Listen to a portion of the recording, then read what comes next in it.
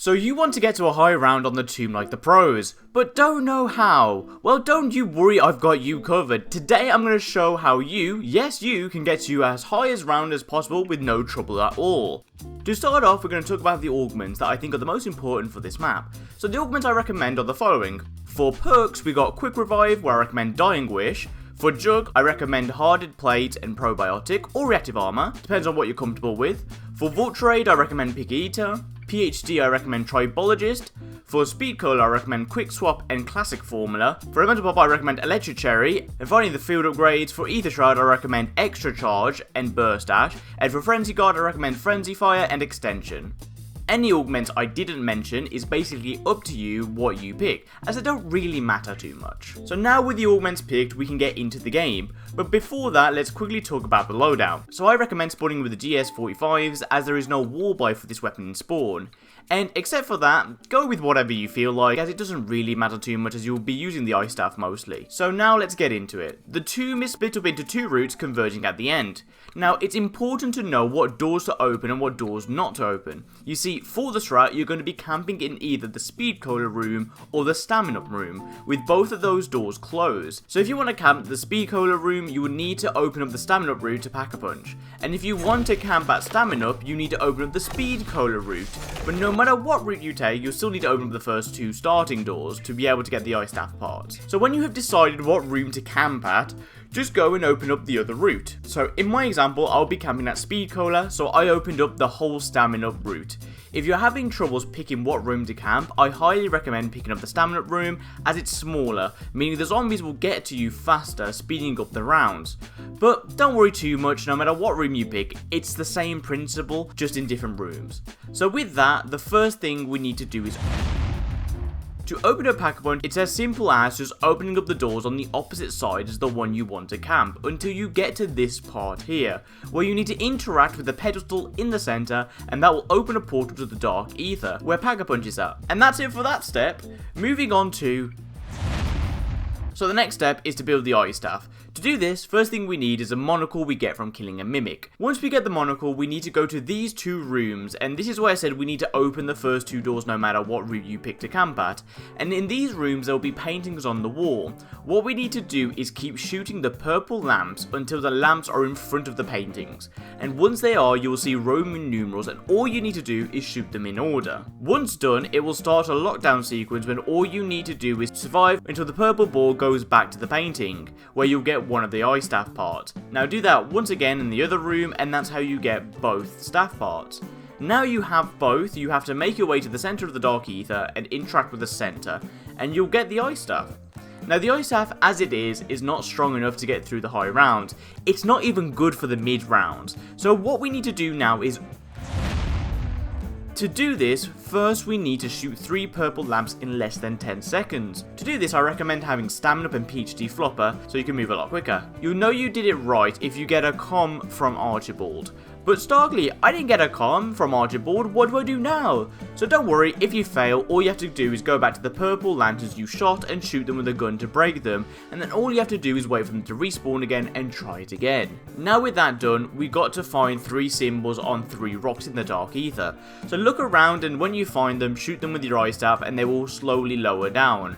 Remember these symbols. Now go around the Dark Ether at all the 4 portals and look for the one that is closed. You've now got to go to the other side of that portal door, outside the Dark Ether, and once you go to that door you'll find a bunch of symbols. Remember I told you to remember those symbols? You better have written them down or took pictures of, because now you need to shoot. Now all you need to do is shoot the correct symbols. If you fail, it will teleport you into the air and you will fall all the way down. But don't worry, if you fail, you just have to wait until next round, where the door will spawn in randomly again, and you gotta do it all over again. All you gotta do is go and shoot the 3 symbols. Now, you know you've done it correctly if when you get teleported, you land on a platform with a purple orb. Interact with that orb, and now all you have to do is follow it and kill the zombies and special enemies that it will spawn. Make sure you are constantly killing zombies and moving with the orb, if not, it will fail. If you do fail, don't you worry. All you have to do is go back to the symbol step again, go through the teleporter the next round, and then interact with the orb again. If you did everything correctly, you can now interact with the center once more, and this will upgrade your ice staff. Now this is where I had a whole segment planned talking about the hand cannon. And you're probably asking to yourself, why do we need the hand cannon? Wouldn't the mutant injector be better? Like, that's what we did in the other 3 maps. And my answer is, nope. But with the hand cannon out, it does 200,000 per tick to the special zombies, making it possible to kill a full health Amalg in 5 ticks, which is so fast. With this, you should be able to get to round 999 super fast and easy. But after the recent patch that they brought out while editing this video, it turns out they patched the hand cannon. So let's just say bye-bye to the old patch and hello to the new patch strat. So I'm going to show you now the new strat on how to properly do it without the hand cannon. In the gameplay I'm showing you, I'll be doing it in the stamina room. As for this strat, it's a lot better than speed cola room, as the specials only come from one window. It is still possible to do it in the speed cola room, but it's a lot more difficult, so that's why I recommend you do it in the stamina room. For the main strat, it's recommended to have these 3 augments: supercharge for speed cola, and then turret and frequency boost for energy mine.